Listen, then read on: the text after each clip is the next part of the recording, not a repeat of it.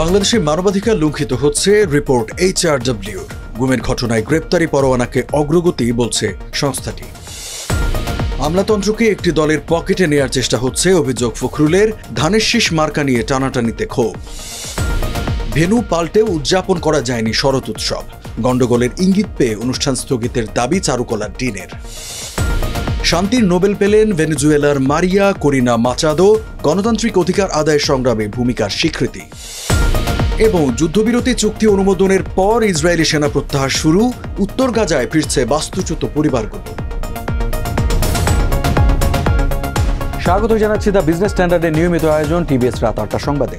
সঙ্গে আছে আমি রঞ্জু ইফতেখার। দেখছিলেন সংবাদ শিরোনাম, এবারে জানাবো বিস্তারিত। ক্ষমতাচ্যুত প্রধানমন্ত্রী শেখ হাসিনা, তার সরকারের সাবেক স্বরাষ্ট্রমন্ত্রী আসাদুজ্জামান খান সহ সাবেক ও বর্তমান কয়েকজন সেনা কর্মকর্তার বিরুদ্ধে গুম, গোপনে বন্দি রাখা ও নির্যাতন চালানোর অভিযোগে আন্তর্জাতিক অপরাধ ট্রাইব্যুনাল গ্রেপ্তারি পরোয়ানা জারি করেছেন। এমন পদক্ষেপে সন্তোষ প্রকাশ করেছে নিউ ইয়র্ক ভিত্তিক মানবাধিকার সংস্থা human rights watch HRW। ৯ October বৃহস্পতিবার এক সংবাদ প্রতিবেদনে HRW প্রতিক্রিয়া বলেছে, বহু প্রতীক্ষার পর এই পদক্ষেপ এসেছে।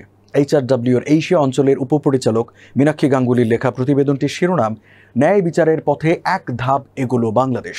HRW এই আইনি পদক্ষেপকে স্বাগত জানালেও একই সঙ্গে সতর্ক করেছে যে বাংলাদেশে মানবাধিকার লঙ্ঘনের ঘটনা এখনও ঘটছে। সংস্থাটি বলেছে, ন্যায় বিচার নিশ্চিত করা এবং অভিযুক্তদের বিরুদ্ধে মৃত্যুদণ্ড প্রয়োগ নিয়ে উদ্বেগের বিষয়গুলো এখনও থেকেই গেছে। বিএনপির নির্বাচনের প্রতীক ধানের শীষ নিয়ে অযথা কেন টানাটানি প্রশ্ন করেছেন বিএনপির মহাসচিব মির্জা ফখরুল ইসলাম আলমগীর। কারণ নাম উল্লেখ না করে তিনি বলেন, ভাই, আমরা তো তোমাদের মার্কাতে বাধা দেইনি, তোমাদেরকে তোমাদের মার্কা দেবে নির্বাচন কমিশন, সেটা নির্বাচন কমিশন সিদ্ধান্ত নেবে। 1990-এর স্বৈরাচার বিরোধী গণ অভ্যুত্থানের শহীদ নাজির উদ্দিন জেহাদের 35তম শাহাদাত বার্ষিকী উপলক্ষে স্মরণ সভায় প্রধান অতিথির বক্তব্যে একথা বলেন মির্জা ফখরুল। 10 অক্টোবর শুক্রবার রাজধানীর রমনা ইঞ্জিনিয়ার্স ইনস্টিটিউশন মিলনায়তনে এ অনুষ্ঠান হয়। আমলাতন্ত্রকে একটি নির্দিষ্ট দলের পকেটে নেওয়ার চেষ্টা করা হচ্ছে বলে অভিযোগ করে মির্জা ফখরুল বলেন, দেখছি আমলাতন্ত্রকে একটি দলের পকেটে নেওয়ার চেষ্টা করা হচ্ছে, এটা আমরা কোনোভাবেই বরদাস্ত করব না। সম্পূর্ণ নিরপেক্ষ আমলাতন্ত্র, সরকার থাকতে হবে নির্বাচনের সময়।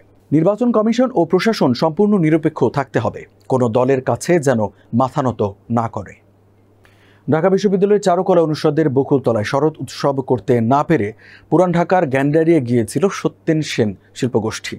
সেখানে অনুষ্ঠান করতে পারেনি। বকুলতলায় বাধা ছিল চারুকলা কর্তৃপক্ষ, তারা এই উৎসবটি স্থগিত করে গণ্ডগোল এড়াতে। গ্যান্ডারিয়ায় বাধা দেয় পুলিশ, কারণ দেখায় অনুমতি নেওয়া হয়নি। ঢাকা বিশ্ববিদ্যালয়ের চারুকলা অনুষদের বকুলতলায় অনেক বছর ধরে শরৎ উৎসব আয়োজন করে আসছে সত্যেন সেন শিল্পগোষ্ঠী। 10 অক্টোবর শুক্রবার এবারের আয়োজন সাজিয়ে ঢাকা বিশ্ববিদ্যালয় প্রশাসনের কাছে অনুমতি নিয়েছিল তারা। শরৎ উৎসব বন্ধ হয়ে গেলে তা নিয়ে শুরু হয় সমালোচনা। পরে এক প্রতিক্রিয়ায় চারুকলা অনুষদের ডিন আজহারুল ইসলাম দাবি করেন, শরৎ উৎসব বাতিল করা হয়েছে বলে যে খবরটি এসেছে তা ঠিক নয়। তিনি বলছেন, উৎসবটি বাতিল নয়, স্থগিত করা হয়েছে। তার ভাষ্য, সত্যেন সেন শিল্পগোষ্ঠীর শরৎ উৎসবের আয়োজকদের একজন ফ্যাসিবাদের দোসর, এমন একটি অভিযোগের পর বিশৃঙ্খলা এড়াতে আমরা শুক্রবারের জন্য যে বরাদ্দটি দিয়েছিলাম তা স্থগিত করেছি। এবছর শান্তিতে নোবেল পুরস্কার পেয়েছেন ভেনেজুয়েলা বিরোধী দলীয় নেতা মারিয়া করিনা মাচাদো। নোবেল কমিটি জানিয়েছে, ভেনেজুয়েলার জনগণের জন্য গণতান্ত্রিক অধিকার প্রচার এবং স্বৈর শাসন থেকে ন্যায়ভিত্তিক ও শান্তিপূর্ণ গণতন্ত্রে উত্তরণের সংগ্রামের জন্য তার অবিরাম সংগ্রামের স্বীকৃতিস্বরূপ এই সম্মাননা পেয়েছেন তিনি। 10 অক্টোবর শুক্রবার স্থানীয় সময় সকাল 11টা ও বাংলাদেশ সময় বিকেল 3টায় নরওয়ের রাজধানী অসলোর নোবেল ইনস্টিটিউট থেকে বিজয়ীর নাম ঘোষণা করা হয়। নোবেল কমিটির ভেরিফাইড ফেসবুক পেজ এবং ইউটিউব লাইভে এই ঘোষণা সরাসরি সম্প্রচার করা হয়। তবে এবারের পুরস্কারকে ঘিরে আলোচনার কেন্দ্রে ছিলেন যুক্তরাষ্ট্রের প্রেসিডেন্ট ডোনাল্ড ট্রাম্প।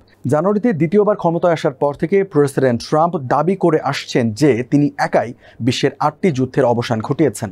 তিনি বারবার বলেছেন যে এবছরের নোবেল পুরস্কারটি তারই প্রাপ্য এবং তিনি এই পুরস্কার না পেলে তা আমেরিকার জন্য বড় অপমান হবে। ইসরায়েলি মন্ত্রিসভা হামাসের সঙ্গে যুদ্ধবিরতি ও জিম্মি মুক্তি চুক্তি অনুমোদন করার পর গাজার উল্লেখযোগ্য অংশ থেকে ইসরায়েলি সেনা সরে যেতে শুরু করেছে। এ অবস্থায় গাজার বাস্তুহারা পরিবারগুলো পশ্চিমের আবাসিক এলাকা থেকে গাজার মূল অংশে ফিরতে শুরু করেছেন। আল জাজিরা লিখেছে, ইসরায়েলি সেনাবাহিনীর কিছু ব্রিগেড ও ডিভিশনকে গাজার কেন্দ্রীয় অংশ থেকে প্রত্যাহার করা হয়েছে।